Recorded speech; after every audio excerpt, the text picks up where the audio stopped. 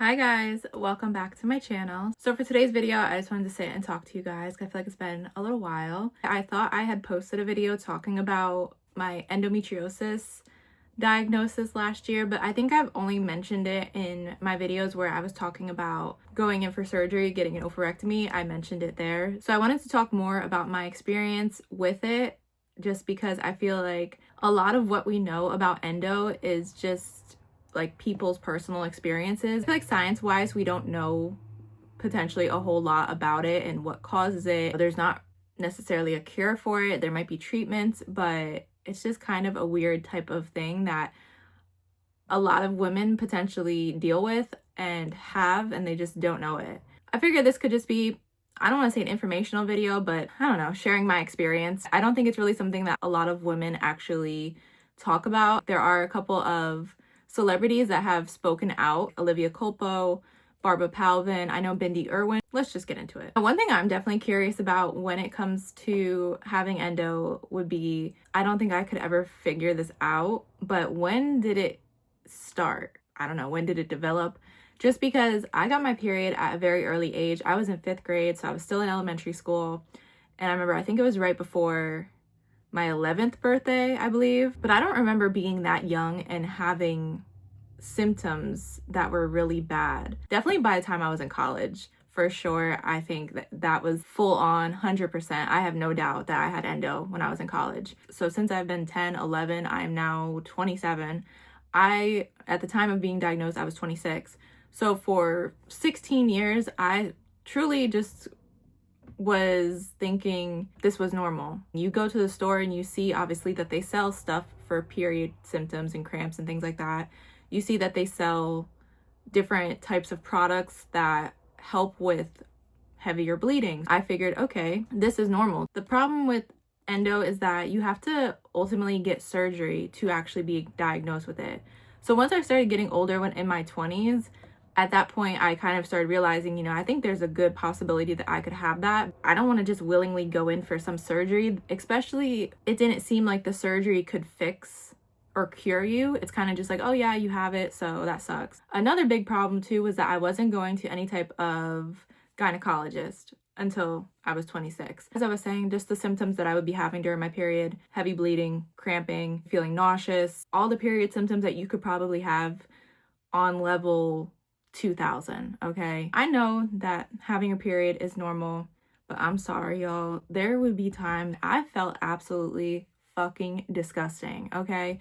I know the bleeding is not dirty, it's not gross, but I felt absolutely gross and dirty and disgusting because of how much blood would be coming out. There was a time I was on vacation with my mom, like the one and only time my dad ever visited me in college. I don't talk to my dad anymore either. Those two specific times, I wanted to go to the hospital because I really thought I was practically dying because I had never dealt with so much blood. When I was on vacation, we were going on an excursion, which was first mistake. I should have just never left the ship. I was on a cruise. I know it's gonna get really TMI, but I feel like, if you're here watching this video, then you might have experienced something similar. I don't know if I had a tampon in, I don't know if I was just wearing a pad, but whatever I had, I bled through. And once I had gotten up, it just was a murder scene. We were in a little van. Thankfully, I didn't bleed on the seat or anything. I literally had to go to one of the little touristy stands and buy a dress. This was after being in the bathroom for 20 minutes trying to stop the bleeding that was just everywhere. And then basically the same thing happened with my dad another time. I felt bad because we're trying to go out and do things, and I was in the bathroom 10 minutes every time. I just could not control. That's how bad I was beginning to expect. I think once I was finished with college, so I was around 21 or 22. And then I don't know when Olivia Culpo started posting, because I followed her at that time. She started posting about how she went in for some surgery to do with endo. And then I really started looking into it. That's when I was like, I think I have this. As for treatment of what I would be doing on my period, I would try to sleep as much as I could. And a lot of the times, as terrible as it sounds, I would just be in so much pain that I would literally just pass out. I'd be taking Midol, I'd be taking Tylenol, taking literally anything. I'm mad at myself that I let myself be in that pain for so long. Let me show you. This is how I would walk around. When my period was really bad. Don't mind my shorts. I would describe it as holding in my insides, okay? Because I would just be like this. Okay, now what's funny is like after I had gotten surgery for the oophorectomy, I was walking around like that too. I do not miss those days, y'all. I also had really bad PMS symptoms. So that was like the worst thing about having a period was that I swear it lasted for like a month. Not that my period lasted that long, but between the week of having it, I would have it for the whole week too. And then I would start getting PMS symptoms like the week before. So basically 2 weeks out of the month sucked. Now let's go back to last year. I posted a couple videos talking about my whole oophorectomy experience and how that all started. I thought I was just having PMS symptoms, but it was weird because I know my body. I was playing it off as PMS, but it just wasn't going away. And then I had started my period. I went to the hospital eventually for it. I was just trying to go to urgent care, but they said that they couldn't do anything because I would have to be going in for a CAT scan, and they don't do that there. And I think even going to the hospital, they kind of were like, most PMS pains probably be the center of your stomach or lower, not like your ribs almost. But I don't know, I was scared. I didn't want to go, and I was nervous to find out. I don't know. I'm not somebody obviously that goes to the doctor just for any type of little pain. If I can survive my period every month, I am not gonna go just for a little side pain. I think it was just because every day it would be affecting me. I would be doing the bare minimum at the gym. I wouldn't want to lift anything too heavy because my side. I still never really got a definite answer of what that pain was. And they really didn't care about that pain after I had gone in for the CAT scan and all of that, because then that's when they saw that I had a lot of cysts. This was June and July of last year. I didn't know yet that I had endo. Going for surgery. Surgery's fine. And my mom had come in. She said it very casually, and she's like, yeah, you have endometriosis. I'm not gonna say that I was happy. Maybe if you did get diagnosed with it, you finally have an answer for all of those times when you thought you were being dramatic, people were thinking you were crazy. Oh, it's just a period, can't be that bad. Take some Advil, take some Midol, you'll be okay. I felt like a weight was lifted off my shoulders. Honestly, I felt pretty good. I forgot to mention, in June, after that whole hospital visit, I did start going to a gynecologist. And another important fact I guess I should have mentioned was that because I'd never gone to the gynecologist or any type of doctor, I had never been on birth control. Once I went to that doctor in June, she had prescribed Orovella, which I'm still taking. It is just a pill that you take every day. Once I started taking that helped a lot with my period. There are pros and cons of taking birth control. There are people who are completely against it, which was me, because of all the stories I had heard of people talking about the effects of what birth control did to them. I never really felt the need to take it, but had I known how great it would have been for my period symptoms, it lessened the bleeding, it helped with the cramps. The one cool kind of thing was that when I went in for the surgery, because it was laparoscopic, I think is what it's called, they can take pictures inside and everything. I won't share these pictures because they are pretty gross. I want to log on to the health portal. You guys can know my full diagnosis. View clinical notes. Is this where it was? I'm nervous. I don't want to see the picture. Bro, they're so nasty. I have to say, like, they are some HD quality. Whatever this camera is that they use during surgery is some great quality. So post-op diagnosis, endometrioma of ovary, and then also endometriosis. I have a cyst consistent with endometrioma. This is what the chocolate cyst. This is where they could see more. Brown endometrioma.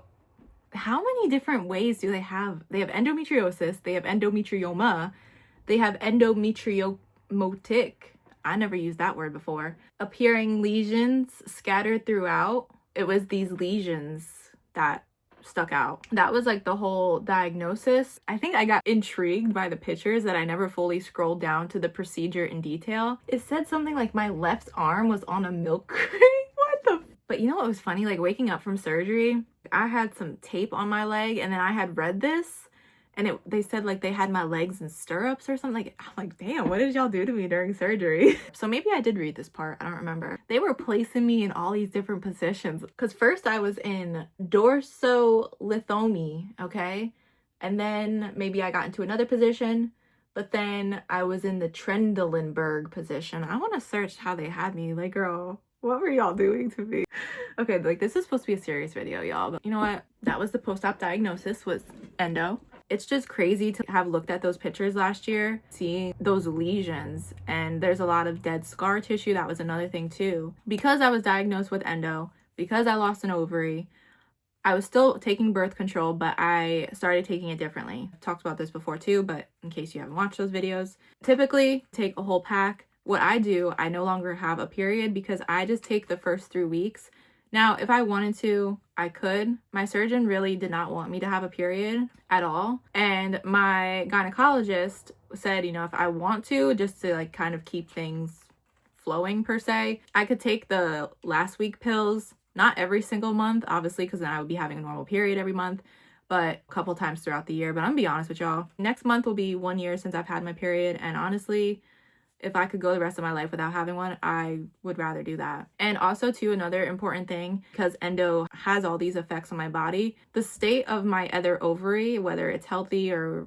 like, I don't know, that obviously can be affected. There's a whole other conversation that I'm almost hitting 30. I really don't foresee myself having kids, but I know that if I wanted to, and as probably a lot of women know, when you have endo, when you have an oophorectomy, that really can affect your fertility. My surgeon, her assistant, she had even said if I get to that point that she would really suggest going to like a fertility doctor, just because it most likely would be harder for me to get pregnant. I really just have never had a desire to have kids. I know when a woman says that, people are just like, oh my God, like, what are you gonna do? How are you not gonna have kids? And it's just very expected, obviously, of women to do that. I've never had that maternal instinct. If it ever gets to that time and maybe I do change my mind, maybe I just haven't met the right person that I would want to start a family with.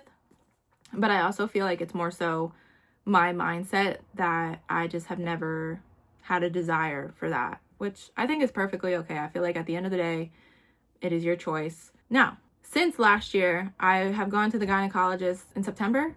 I had to go just for my physical exam. Everything was good there. That is where I am at. I haven't had to, thankfully, knock on wood, go back to the gynecologic oncologist, which was my surgeon who I was dealing with for all those pre-op appointments. I think that's pretty much everything. But I am feeling a lot better after that surgery. I want to say at least for like the first 9 months to a year, I just really, maybe 9 months. I don't know if it was a full year. It took a long time to fully get back to feeling and being myself. And I'm hoping since not having a period that everything has calmed down in my body. Hopefully the endo is like taking a breather, taking a step back, calm down. So that is my experience with it. Let me know what you're going through, if you're waiting for a surgery, if you're waiting to be diagnosed, if you have been diagnosed.